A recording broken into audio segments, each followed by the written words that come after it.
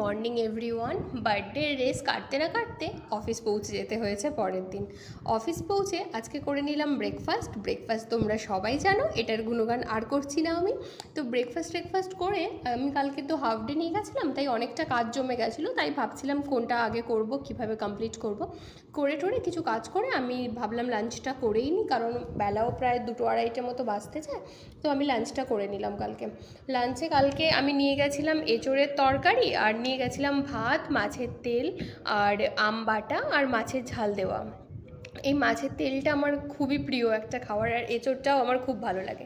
বার্থডেতে অনেক কিছু পেয়েছিলাম, তার মধ্যে জেমসটা আজ অফিস নিয়ে গেছিলাম। জেমস খেতে দারুণ লাগে আমার।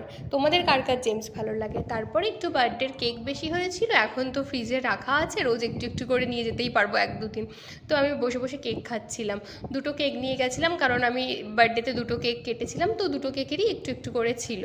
কেক খেয়ে একটু কাজ টাজ করে বিকেলের দিকে হালকা কিছু খেতে ইচ্ছে করছিল, তো আমি একটা লেস খাচ্ছিলাম, এটাও আমি বার্থডেতেই পেয়েছিলাম।